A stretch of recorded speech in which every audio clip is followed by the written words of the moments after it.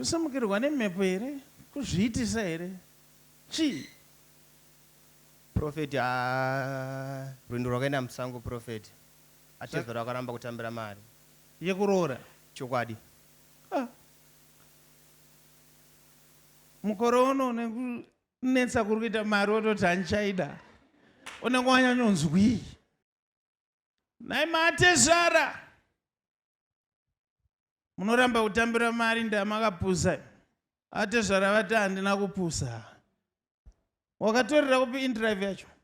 Ndito ne stress profeti. Une stress? Chokwadi. Ane stress. Ari kuzvambarara pamusoro pei. Zvisinei, rega tikubatsire. Totaura nyaya yako here kana kuti torekedza? Taurai profeti. Ada kubatsirika saka regai titaure. Mukomana nyaya yake inonzwisa tsitsi. Nokuti chikomana chakabva kunyika yachinoshanda chichiuya kuzoroora. Ndizvo? Chokwadi profeti. Chokwadi.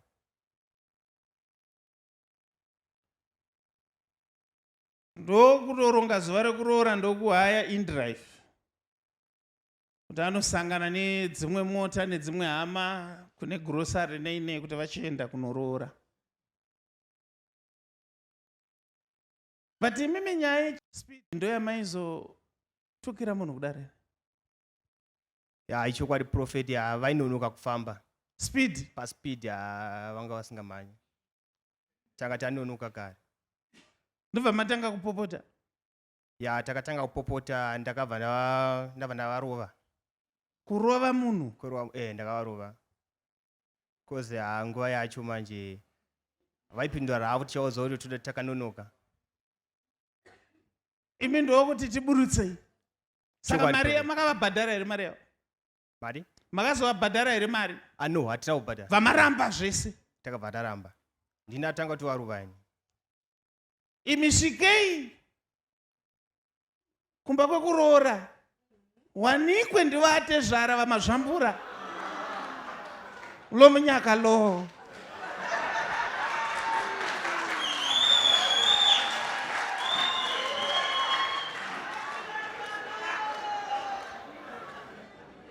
Unohwa seunotsva. Uchisvika mudhara achitovewa zvibhononino. Uchiombera kuti shekewo baba. Vabvume. Saka musikana ari kuti chii? Musikana ari kujamuka profeti navatete.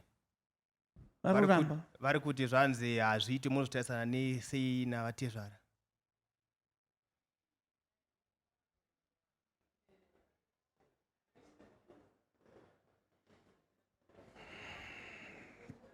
Sumukako.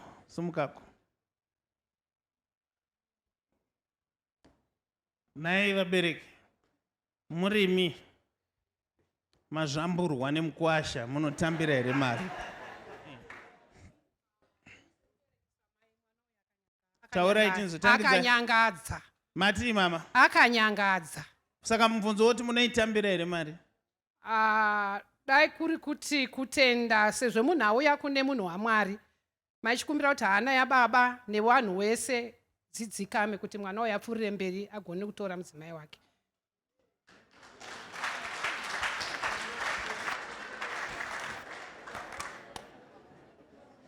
Ichokwadi, mukwasha anofanirwa kutopa ruregerero rwakasimba kune hama dzemukadzi, ende havafaniri kutotanga nepana baba ivavo kukumbira ruregerero. Ngaatobvenge pasi chaipo achikumbira ruregerero kusvika asvika nemunhu waMwari itomuzarurirayo kuti paachafamba muhama idzodzo ava aine zodzo yeruregerero rwakasimba. Varoverei maoko mama. Asi ndinoda kunzwa pfungwa yemunhurume. Ndikuda kunzwa pfungwa yababa nyakurohwa.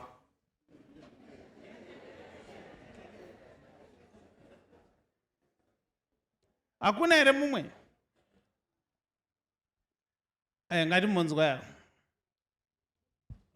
Simukai zvenyu. Ndingangoti tingagara pasi nemukwasha then ndonzwa magarire pavakatanga kudanana nemwana wangu kuti aaziwo marovere aanoita here. apa ndiri kukunzwa aiva Stole, bandi kuda kuti timbosiya zvokunamata. Ndiri kungobvunza pfungwa dzenyu dzamunonyatsoita chaizvo, ndimi marohwa munoita sei? Chekutanga pandirogara naye pasi pache ipapo ndinoona kuti pane nyaya because marovere iwayo anogona kuzorova mwana wangu, saka ndirotanga kunzwa nemwana kuti vakagara sei nguva yavakatora vachidanana, unhu hwake hwakamira sei. Ndafarira chinhu chimwe chete, mati pane chii? Baba, tipei pfungwa yanyu ndifambe. Ibvai kumaspika mbichana pakati papa. Pfungwa yangu alitaura nemai chokwadi aligoni kuigamuchira mari iyoyo ndozvatoradza kuti mukwasha uyu imhoti.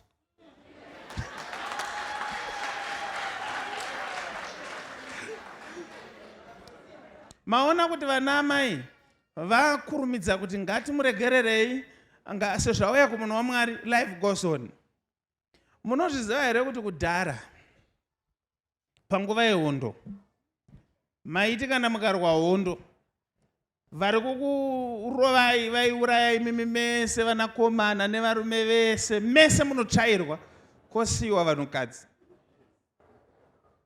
zvekuti iwo ukaurayiwa mukadzi wako anotosiyiwa aripo, obva atoroorwa nenyakukuuraya, votoita vana, otodhivhelopa mafeelings nemunhu akakuuraya. Muriona difference iripo pakati pevanhukadzi nevarume? Ndofunga ndangotauroini.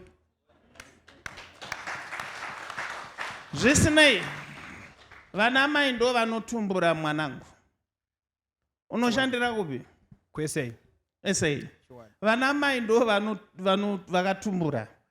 Zvinoenda kuda kukugadzirira rwendo rwako gwagurwa ngegurwe. Wauya kuno kuzobvisa mari. Chichengeta mari yako. Usadye kana senti. Ndinokuvimbisa kuti masvondo matatu kubva pakutaura kwandiri kuita newe pano.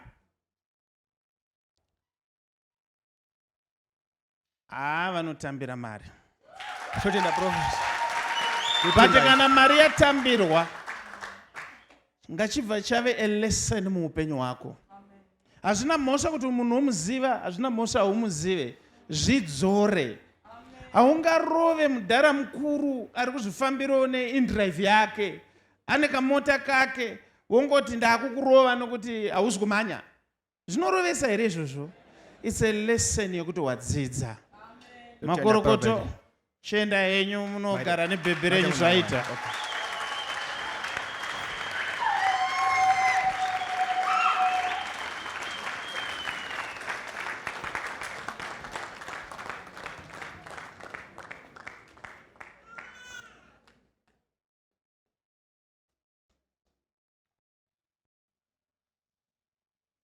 Ya, pane nyaya. Haindiri nanditambiri.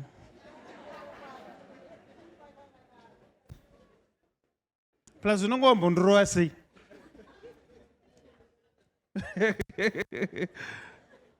Kurohwa? Tingatorovanazve. Taitosvika wakazvimba endakazvimba nouku. Spiritual Spectacles Nights, Pungwe na Prophet T. Freddy, The Goodness and Mercy Ministries.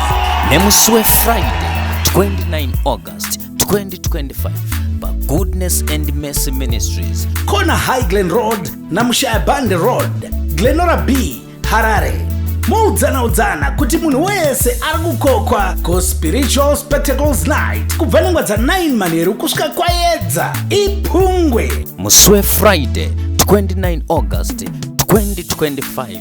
Tina Prophet T. Freddy by Spiritual Spectacles Night iPungwe. Kuti munzwe zvizere, fona ipa 0712 528 094 kana pa 0778 059 270. Prophet T. Freddy vanoti hazvibvumidzwe kuti paitike chinhu chisina kumbobvira chakaprofitwa.